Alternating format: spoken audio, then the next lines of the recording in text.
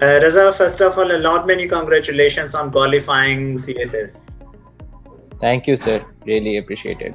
So you are going to be part of Pakistan's bureaucracy, right?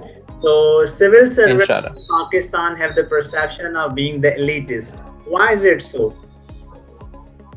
Sir, it is basically because of the historical factors where where there is a public perception, especially from its colonial roots, where the public servants used to enjoy much more powers, and the civil service was actually designed not as a public service delivery mechanism, but as something to implement the laws and wishes of the British colonialism.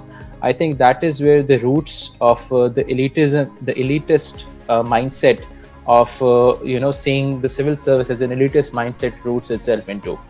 However, I believe that through various reforms in the past, it has transformed into much more closer towards being a public service rather than being something of an elitist. So you are going to be part of police services of Pakistan. Raza, why police? Sir, basically, despite the many misconceptions and although police does not enjoy a very nice perception among our public, I believe to have a three-pronged rationale behind my choice of PSP as my first choice. The first one being that I have a passion for uniform, and I have always wanted to see myself, and I believe that I'll have much more of my heart into it. Another being that the kind of society, the kind of rural and tribal culture and the setup that I have been brought up in, I think it has hardened me to such an extent to suit the personality of a police officer. And other than this, I have seen the importance of police that it enjoys in the public life, especially with regards to it being the first line of defense in the criminal justice system. And considering the importance of the criminal justice system and the kind of the lack that exists in that, I believe that I'll have a much more room to outshine myself. I'm not making any high claims that I'll alone be able to reform the service, but I think I'll get enough chances and opportunity to do my bit in the service. So this is my rationale. Gentlemen, can you tell us about Thana culture? What is Thana culture? What do you understand by this So term? So by Thana culture, what I understand is that basically Thana is a jurisdiction which is under a district, and however, the kind of Thana culture that our Pakistani public perceives is that basically it is something distant from the public. It is something it is a culture which is not very welcoming. It is there to rule through force. It is seen as a force and not as a service. So I think that is what is the conception of Thana culture, where the public is not given as much importance and rather they are exploited for vested interests. I think that is what Thana culture means to me. So we have a criminal justice system in place, but people still look up to the traditional structures for the speedy justice. So what is wrong with our criminal justice system apart from the Thana culture that we have? So there are a couple of lags that I find in the criminal justice system of Pakistan. One of the foremost being that Pakistan lacks a proper institution for prosecution. There is a prosecution department in place in Sindh and Punjab. However, if you see the strength of it and compare it with over 2 million outstanding cases, you will see that these are not enough to deliver speedy justice. Other than this, the backlog of cases that is especially at the lower court levels, where you don't have enough judges, and several most of the cases take years and decades to resolve, especially if you see in the case of property cases. It takes at least 2-3 generations for a resolution of some property dispute. So I think in the wake of this, in the wake of the lack of proper prosecution, other than this, sir, there is also the concept of where we have lags in the investigation system as well. For example, I would like to quote a statistic where in Sindh, I know that for per case of investigation, an officer is granted only 1,200 something rupees. this is not even enough to cover the fuel costs. And if you see that ASI It does is not not even because get it a is government convenient. bike or anything to go, so how will he investigate? So if you're posted as ASP, how would you dispel this impression that you're clean from all above else that police is basically labeled with? So, in my opinion, one of the first steps that I would take, and also that I would encourage for the police department to take, is that to increase their contact with the public. Basically, the office of the SSP or the ASP is something which is not very open door welcoming to the public.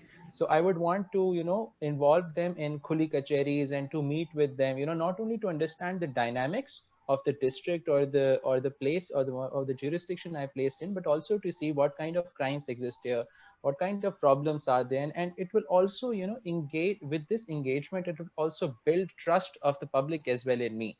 So I think through an open door policy, I think this kind of impression could be minimized to some level at least. Rasak, you are going to join police.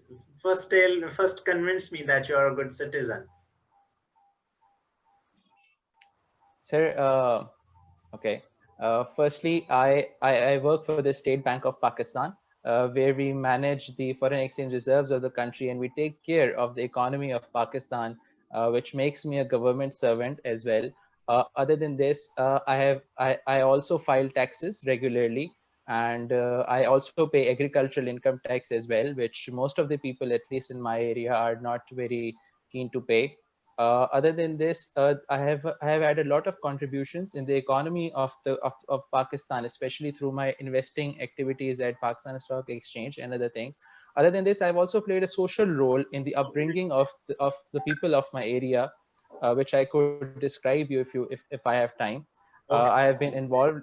let's move to the next question, and that is last question from my side. Don't you think that you're still too young? And don't you think that it's too young to join civil services? You should know this country in a better way, gain some experience, and then join it. Sir, but how do we get this experience without being a part of the system? I don't get this. Because once you are into the system, you'll understand how the government functions, what are the key problems behind it, what is the public, what is the thought of the public, or what is the need of the public. And unless you don't know, or you're not able to articulate the need of the public, you'll not be able to solve it. So I think joining the civil service at such an age will give me an advantage in terms of better understanding the population. And also Okay, then. when Okay, yes sir. we got your argument. Sir Zulkarnain, over. Thank you, sir. Thank you, Sir Shareef. Uh, okay, gentlemen, my first question is you are currently serving in a prestigious job. Many people aspire for that. Uh, so, first of all, tell me why are you switching your career since you are a graduate of IBA and you have studied in finance as well?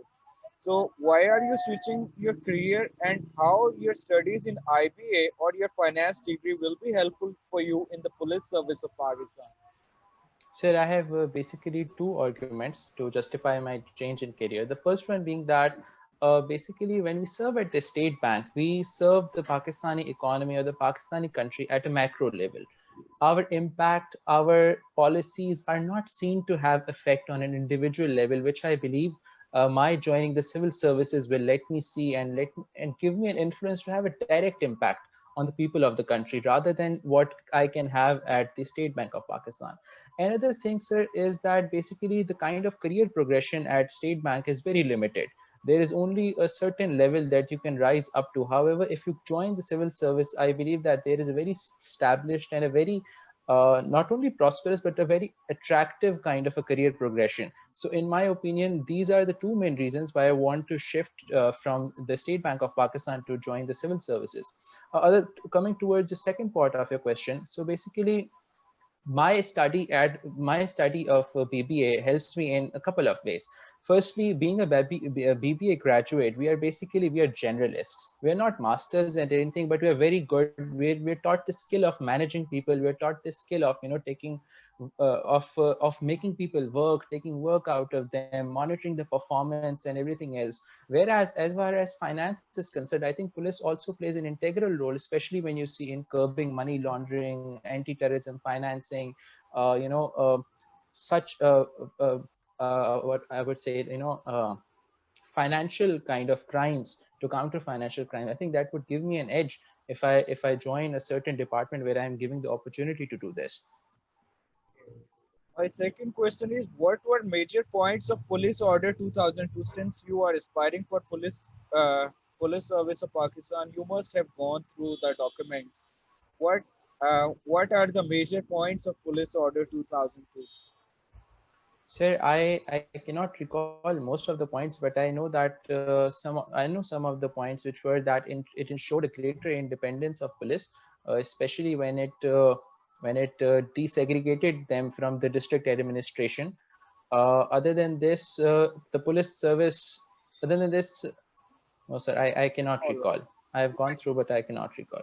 Why police is portrayed as a villain in society of Pakistan? Like common citizen is afraid to go to police station for some sort of help, and they generally avoid going to police station. Why police is portrayed as villain in media or in society of Pakistan? Sir, a couple of reasons. Firstly, the historical aspect that is associated to police, where it was considered as a force and not as a service to serve the colonial masters. Other than that, there has also been a lag in terms of delivery of justice, where people, whenever they go and file a case with the police, they are not usually first. They lag issues at the investigation stage. Um, Oftentimes they're asked for, to pay bribes in return of a speedy movement of their files. Other than this, the backlog of cases at the courts has, resulted in a delayed time where people could get justice. However, if you see we living in the 21st century, I believe everything that our generation wants to be at a fast pace, and this is not being ensured in police. Other than this, the contact of police and the public, it has really been, I would say, acrimonious, where the police sees the And people as, okay, criminals.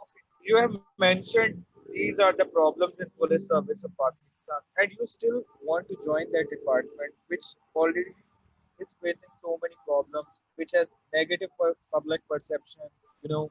So why police service of Pakistan?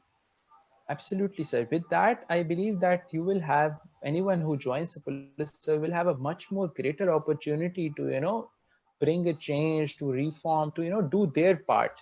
Obviously, one cannot change the system on its own, but at least it gives a room to do their part, to outshine yourself. I got your point. I got your point.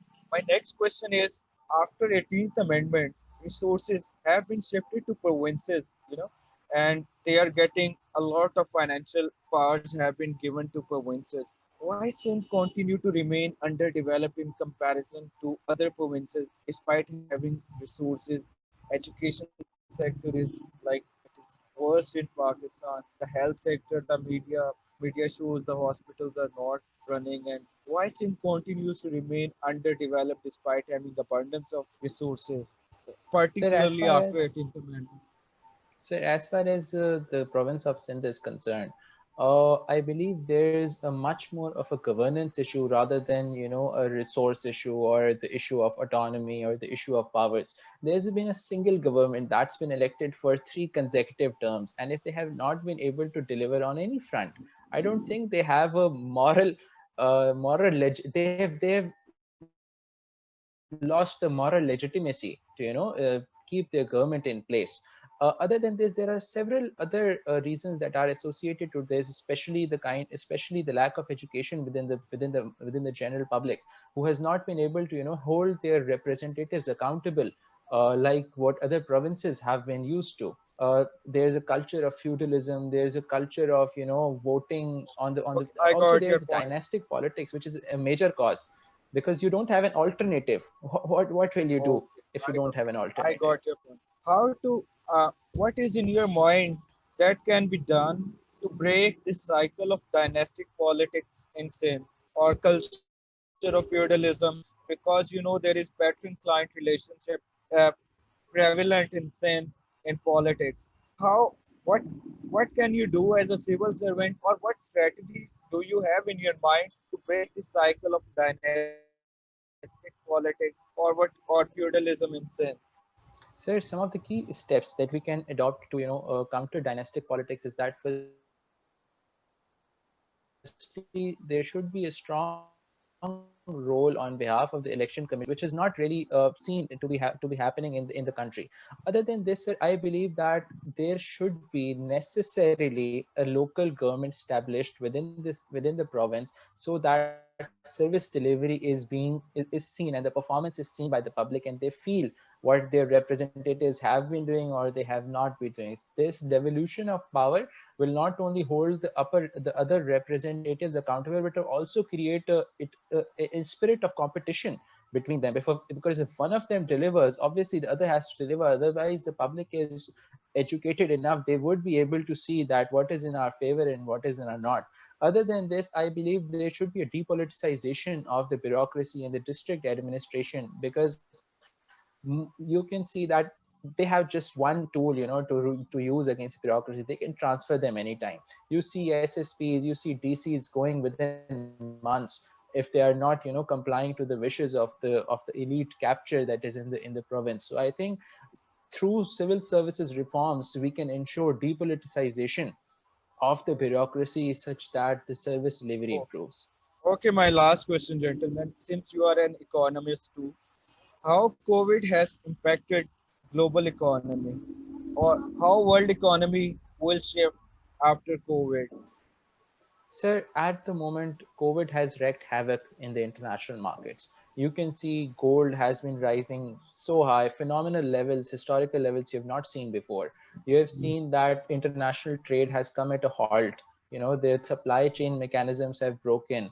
Other than this, you also see export orders being cancelled, and especially for the developing countries who have had to face a much more brunt of this COVID is because they have to ensure social welfare, they have to ensure proper SOPs, they have to ensure lockdowns of their businesses. It has actually hurt the public at a very personal level because it has increased unemployment, it has increased the levels of poverty within the nation, it has increased hunger, it has in my opinion it has wreaked havoc, and such kind of a disaster has it was not Okay, witnessed I before the got Great you. Depression. I got your point, gentlemen. So, Over to you. okay, so do you think that we will be able to decode your future in just 30 minutes? Is it really possible to judge someone in just too limited a time as 30 minutes? Sir, not completely, but I'm sure that one can have an idea of at least the direction that way the person is headed to. Okay, so tell us, why should we not select you? No, sorry, sir, I didn't get your question. That why should we not select me? Yes. Like, no, I don't get it. Okay. Can you please So elaborate? one of your weaknesses is that you overthink in decision making. But in police, don't you think that you have to make at times very instant decisions? So don't you think that you are unfit for police, gentlemen?